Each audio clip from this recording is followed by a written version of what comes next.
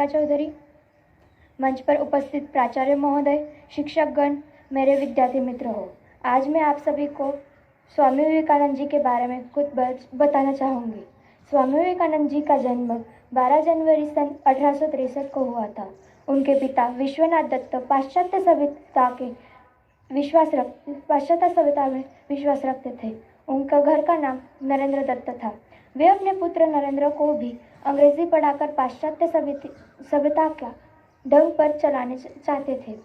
नरेंद्र की बुद्धि बचपन से ही बड़ी तीव्र थी और परमात्मा को पाने के लिए लालसा भी प्रबल थी।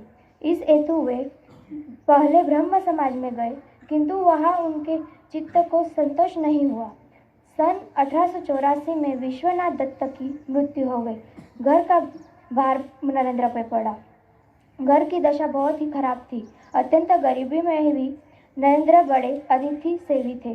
स्वयं भूखे रहकर अतिथि को भोजन कराते, स्वयं बाहर वर्षा में रात भर भीगते ठिठुरते पड़े रहते और अतिथि को अपने बिस्तर पर सुला देते। रामकृष्ण परमहंस की प्रशंसा सुनकर नरेंद्र उनके पास पहले तो तर्क करने के विचार से ही गए थे, किंतु परमहंस जी ने देखते ही पहचान लिया कि ये तो वही शिष्य है जिसका कई दिनों से इंतजार है। परमहंस जी की कृपा से इनको आत्म साक्षात्कार हुए। फलस्वरूप नरेंद्र परमहंस जी के शिष्य में प्रमुख हो गए। संन्यास लेने के बाद इनका नाम विवेकानंद हुआ। स्वामी विवेकानंद अपना जीवन अपने गुरुदेव स्वामी रामकृष्ण परमहंस को समर्पित कर चुके थे। गुरुदेव के शरीर त्याग दिनों में अपने घर और कुटुंब की नाजुक हालत की परवाह किए बिना स्वयं के भोजन की परवाह किए बिना गुरु सेवा में सतत हाजिर रहे। गुरुदेव का शरीर अत्यंत रुग्ण हो गया था। कैंसर के कारण गले में से थूक, रक्त, कफ आदि निकलता था। इनकी सबकी सफाई वे खूब ध्यान से करते थे। एक बार किसी ने गुरुदेव की सेवा में घृणा और लापरवाही दिखाई तथा घृणा से नाक भौहें सिकोड़ी। यह देखकर विवेकानंद को गुस्सा आ गया। इस गुरु भाई को पाठ पढ़ाते हुए और गुरुदेव की प्रत्येक वस्तु के प्रति प्रेम दर्शाते हुए उनके बिस्तर के पास रक्त, कफ आदि से भरी हुई थूकदानी उठाकर पूरी पी गए। गुरुदेव की प्रति इस ऐसी अनन्य भक्ति और निष्ठा के प्रताप से ही वे गुरु के शरीर और उनके दिव्यतम आदर्शों की उत्तम सेवा कर सके। गुरुदेव को वे समझ सके, स्वयं के अस्तित्व को गुरुदेव के स्वरूप में विलीन कर सके, समग्र विश्व में भारत के अमूल्य आध्यात्मिक खजाने का महल फैला सके। उनके इस महान व्यक्तिमत्व की नींव में थी ऐसी गुरु भक्ति, गुरु सेवा और गुरु के प्रति अनन्य निष्ठा। 25 वर्ष की अवस्था में ही गुरुदेव ने नरेंद्र ने गेरुआ वस्त्र पहन लिया। तत्पश्चात उन्होंने पैदल ही पूरे भारतवर्ष की यात्रा की। सन 1893 में शिकागो, अमेरिका में जो स्थित है, में विश्व धर्म परिषद हो रही थी। स्वामी विवेकानंद जी उसमें भारत के प्रतिनिधित्व के रूप में पहुंचे। यूरोप, अमेरिका के लोग उस समय पराधीन भारतवासियों को बहुत हीन दृष्टि से देखते थे। वहाँ लोगों ने बहुत प्रयत्न किया कि स्वामी विवेकानंद जी को सर्वधर्म परिषद में बोलने का समय ही ना मिले। एक अमेरिकन प्रोफेसर ने प्रयास से ही उन्हें थोड़ा समय मिला, किंतु उनके विचार सुनकर भी विद्वान चकित हो गए। फिर तो अमेरिका में उनका बहुत स्वागत हुआ। वहाँ इनके भक्तों का बड़ा समुदाय हो गया। 3 वर्ष तक अमेरिका में ही रहे और वहाँ के लोगों के भारतीय तत्वज्ञान की अद्भुत ज्योति प्रदान की। अध्यात्म विद्या और भारतीय प्रदर्शन के बिना विश्वास अनाथ हो जाएगा, यह स्वामी विवेकानंद जी का दृढ़ विश्वास था। अमेरिका में उन्होंने रामकृष्ण मिशन की अनेक शाखाएं स्थापित की। अनेक अमेरिकन विद्वानों ने उनके शिष्यत्व ग्रहण किया। वे सदा अपने गरीबों का सेवक कहते थे। भारत के गौरव को देश देशांतरों में उज्जवल करने का उन्होंने सदा प्रयत्न किया। 4 जुलाई सन 1902 को उन्होंने देह त्याग लिया। अंत में स्वामी विवेकानंद जी का एक विचार कहना चाहूँगी. विश्व ब्रह्मांडातील समस्त शक्ती आधीच्याच आहेत.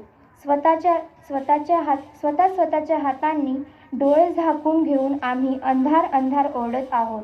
हात दूर करा, दिसेल तर उजेड आधीच आहे. अंधार कधीच नव्हता. दुर्बलता कधी नव्हती. आपण मूर्ख म्हणून ओढत आहोत की आम्ही दुर्बल आहोत. आपण ओढत आहोत की आम्ही अपवित्र आहोत. धन्यवाद. Thank you, Priyanka. For the next speech, I would like to call. Good morning to all teachers and students present here. I am Vaidyaki Sabre here to deliver a speech on Swami Vivekananda. Swami Vivekananda was a renowned writer, scholar, thinker, saint and philosopher of a contemporary India. He was born on January 12, 1863 in the city of Joy, Kolkata. His original name was Narendranath Datta. His father Vishwanath Datta was a learned man who has profound knowledge of both English and Persian. He was a successful lawyer in the Supreme Court of Calcutta.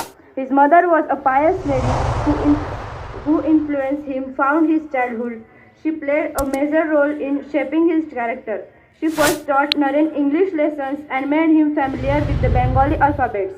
Young Naren studied in the Metropolitan Institute at Calcutta, and after passing the examination, he graduated from an English college in Calcutta and passed his BA examination and further visited to study law. But after his father's death, his family's financial position did not allow him to pursue further studies.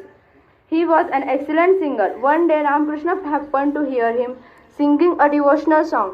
He asked the young man to see him at the Kali temple. Naren was very keen to see God face to face. He asked many religious saints about his desire, but none could satisfy him. Ramakrishna Paramahansa said to Naren that as one can see him, he can also see God in the same form. However, Naren was not convinced by his words. He wanted the sun to demonstrate it to him.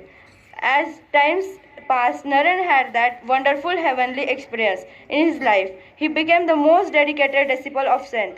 His guru taught him the most important lesson of his life. We can express God by serving humanity. My dear friends, his name was written golden letters in the history of India. He was role model for not only the people of his country, but to the whole world. We shall make efforts to inculcate his qualities and become a better person. Thank you.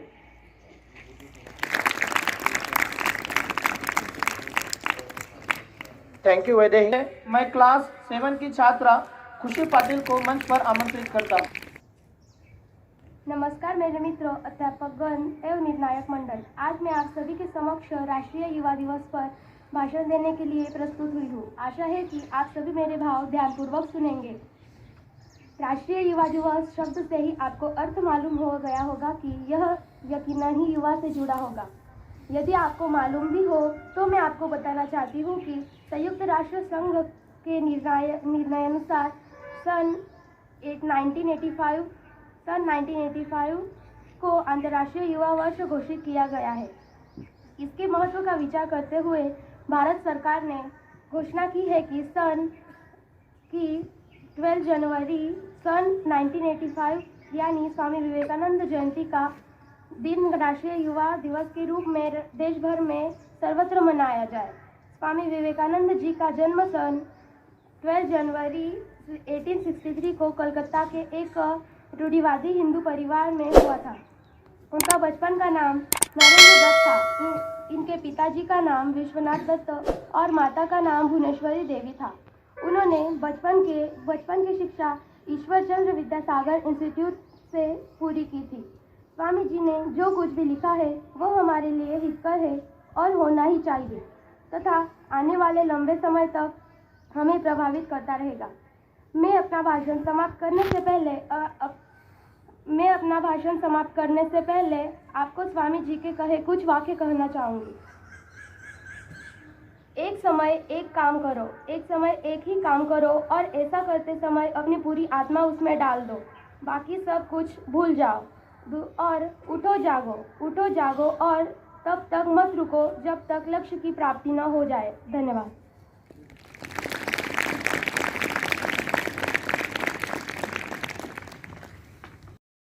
मैं class 7B की छात्रा सिद्धि जगताप को मंच पर आमंत्रित करना चाहता हूँ। मेरा नाम सिद्धि जगताप है। आज मैं आपके सामने राष्ट्रीय युवा दिवस पर भाषण देने वाली हूँ।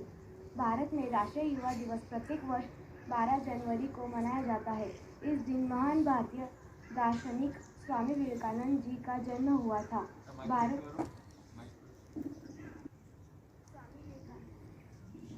में राष्ट्रीय युवा दिवस के रूप में 12 जनवरी की तिथि को घोषित किया और 1985 से हर साल 12 जनवरी को भारत में राष्ट्रीय युवा दिवस के रूप में मनाया जाता है।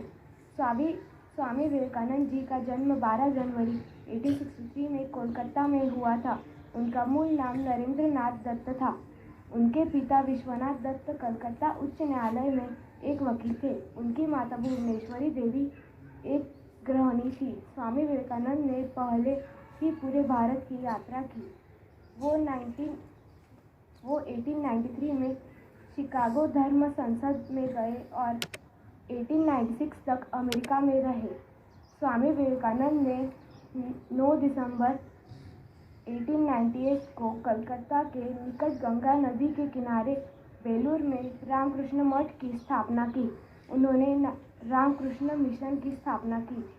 सन 1985 से राष्ट्रीय युवा दिवस के दिन यानी कि 12 जनवरी को प्रतिवर्ष रामकृष्ण मठ और रामकृष्ण मिशन के मुख्यालय के साथ ही उनकी शाखा केंद्रों पर स्वामी विवेकानंद के प्रति काफ़ी श्रद्धा के साथ मनाया जाता है। विभिन्न स्थानों पर इस दिन मंगल आरती, होम, ध्यान, भक्ति गीत, धार्मिक प्रवचन और संध्या आरती आदि का आयोजन होता है। देश की लगभग सभी शिक्षण संस्थाओं में राष्ट्रीय युवा दिवस बड़े उत्साह के साथ मनाया जाता है।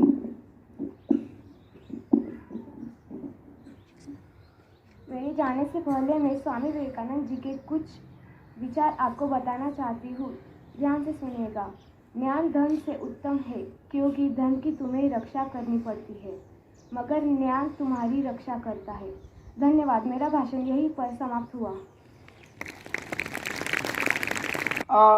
नरेंद्र देवल जी सर, मैं उनको मंच पर आमंत्रित करना चाहता हूँ, प्लीज। आदरणीय प्राचार्य महोदय, श्री पाटिल सर, श्री पवार सर, समस्त मेरे शिक्षक साथीगण और प्यारे विद्यार्थियों, मैं इस स्वतंत्र, स्वच्छंद, बादलों आच्छन्न, शीतल मंद सुगंधित बयार में स्थित इस जवाहर नवोदय विद्यालय के प्रांगण में आप सभी का हार्दिक स्वागत और अभिनंदन करता हूं। सर्वप्रथम मां सरस्वती को नमन। और आज जो महान विभूतियों के बारे में हम लोग यहाँ उनको नमन करने के लिए, उनको याद करने के लिए इकट्ठा हुए हैं, सबसे पहले आप सभी और प्राचार्य, समस्त शिक्षक साथीगण और सभी की ओर से मैं उनको नमन करता हूँ। यहाँ युवा दिवस के रूप में आप सभी वक्ताओं ने बहुत अच्छे अच्छे अपने वक्तव्य प्रस्तुत किए।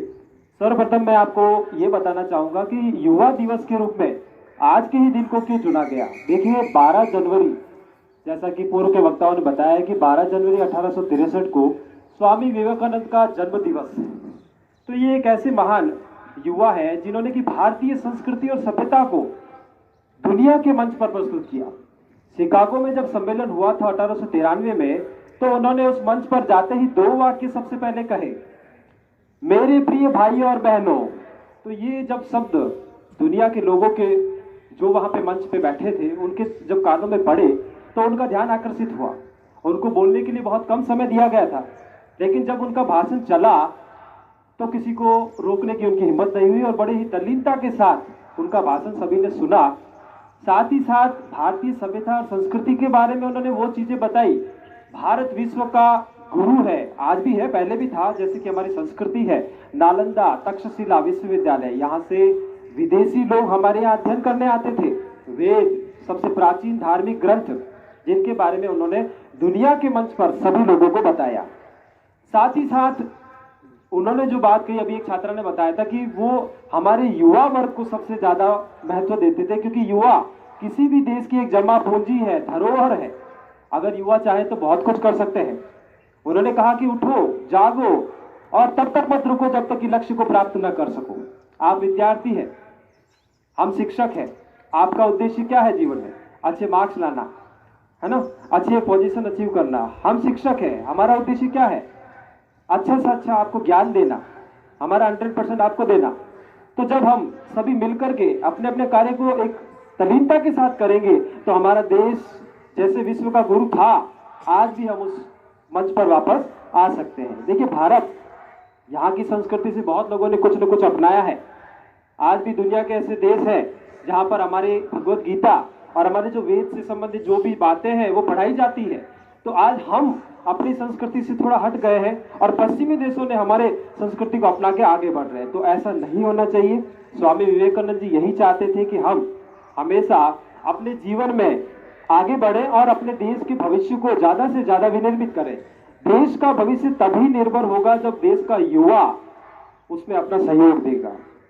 हम हार जीत के बारे में न सोचे। आज का युवा जो है एक हार से ही जो है हार के बैठ जाता है, वो थक जाता है, वो निराश हो जाता है। ऐसा नहीं होना चाहिए। हार और जीत सिक्के के दो पहलू होते हैं। आपने वो 2 लाइन सुनी होगी कि तूफान में ताश के घर नहीं बनते, तूफान में ताश के घर नहीं बनते और रोने से बिगड़ा मुकद्दर नहीं बनता। हौसला रखो दुनिया को जीतने का, क्योंकि एक हार से कोई फकीर या एक जीत से कोई सिकंदर नहीं बनता। तो वो वाली बात है कि हमें हमेशा अपने जीवन में उन आदर्शों को, जैसे आज हमारे मंच पे आप देख सकते हैं स्वामी विवेकानंद एक महान संत, समाज सुधारक और हमारे भारतीय सभ्यता और संस्कृति के प्रतीक माने जाते हैं। तो वही बात है, हम ज्यादा से ज्यादा ये कोशिश करें कि उनके जीवन की जो अच्छी बातें हैं वो हम स्वीकारें, अपने जीवन में उसको उतारें और अपने समाज, अपने माता पिता, अपने गुरुजनों, उनका नाम रोशन करते हुए भारत को वो वापस उस स्थिति में लाए कि वो विश्व का गुरु और साथ ही साथ उन देशों के लिए एक प्रेरणा स्रोत बने कि हम किसी से कम नहीं है। साथ ही साथ माँ जीजाबाई का भी आज दिवस है, तो इनके लिए मैं 2 पंक्तियां कहना चाहूंगा कि उन्होंने तो उस महान विभूति को जन्म दिया है, उन महान विभूति को जन्म दिया है जो कि विश्व के रूप में हमें जाने जाते हैं, शिवाजी। तो इनके लिए 2 पंक्तियां हैं कि माँ की दुआओं का असर कुछ ये निकला, माँ की दुआओं का असर कुछ ये निकला, सफल मेरी जिंदगी का ये सफर निकला। शिवाजी का जन्म जो है सफल निकला उनके लिए। ध्यान से सुनिएगा कि माँ की दुआओं का असर कुछ ये निकला, सफल मेरी जिंदगी का ये सफर निकला। जमाने भर की निगाह ने चूम लिया उसे जो अपने माँ के कदम चूम के निकला, जो अपने माँ के कदम चूम के निकला। तो माँ के बराबरी कोई नहीं है। माँ से हमें संस्कार मिलते हैं और हमारे परिवार में, हमारे समाज में हम जिस किसी भी व्यक्ति से अच्छी बात अगर कैच कर सके, स्वीकार सके, तो वो हमें अपने जीवन में उतारनी चाहिए। और साथ ही साथ कोशिश ये करें कि आप खुद भी, आप विद्यार्थी भी हमारे समाज, हमारे देश की एक धरोहर हैं। आप भी युवा वर्ग में सम्मिलित होंगे और आप भी हमेशा अपने दिमाग में ये रखें कि हमें अपने समाज, अपने देश को वापस उसी स्थिति में लाना है जिस स्थिति में पहले के समय में वो था। और साथ ही साथ ये भी ध्यान रखें, मैं 2 बात और कहना चाहूँगा कि स्वामी विवेकानंद ने भी ये कहा है कि हमारी सोच 2 तरह की होती है। आप विद्यार्थी हैं, जैसा मैंने अभी बताया, हम शिक्षक हैं। हमारे जीवन में सोच 2 प्रकार की होती है। कोई भी काम हम करते हैं ना, एक होता है कि शायद मैं कर सकता हूँ, शायद मैं कर सकता हूँ। एक होता है कि नहीं, मैं कर सकता हूँ। ध्यान से समझना इस चीज को, शायद मैं कर सकता हूँ और हाँ मैं कर सकता हूँ। तो जब तक शायद मैं कर सकता हूँ वाला सोचता है ना, तब तक हाँ मैं कर सकता हूँ वाला कर चुका होता है। तो ये सोच हमेशा अपने दिमाग में रखें, चाहे वो पढ़ाई से संबंधित हो, चाहे वो समाज से संबंधित हो, किसी भी प्रकार की हो, हाँ मैं इस चीज को कर सकता हूँ। नेगेटिविटी नहीं आनी चाहिए। चलिए, मैं अपनी वाणी को विराम देता हूँ। धन्यवाद।